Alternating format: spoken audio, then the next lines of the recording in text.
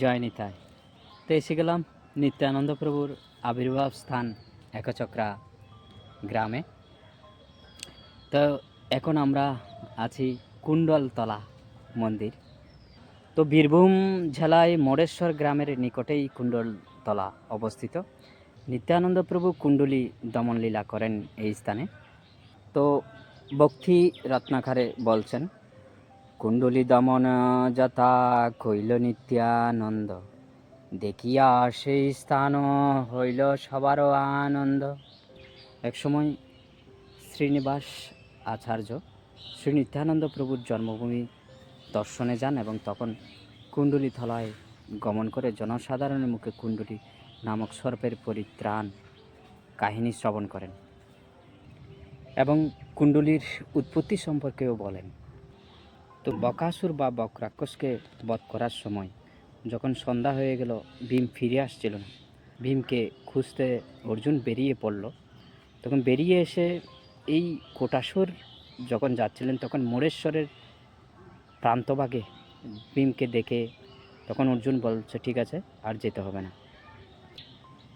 এই বলে ধনুকে স্থাপন করে সর্পবাণকে ভূমিতে নিক্ষেপ করেন।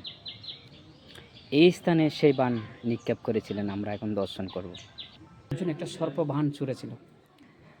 তো সর্পবাণ এসে এই যে আমার পিছনে তমাল বৃক্ষ, সেই তমাল বৃক্ষের গোড়ায় এই সর্পবাণ এসে পড়ে।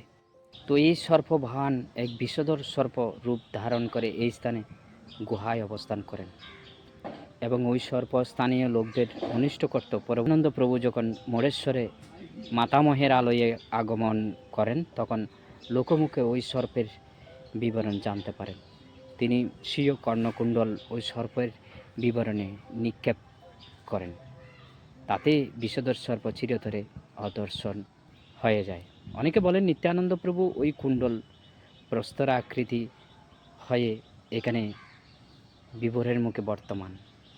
তো এই স্থানে নিত্যানন্দ প্রভু যেই কুণ্ডলটা গর্তের মুখে দিয়েছিলেন, সেই কুণ্ডল এখনও বিগ্রহ আকারে সেবিত হয়, আমরা দর্শন করব।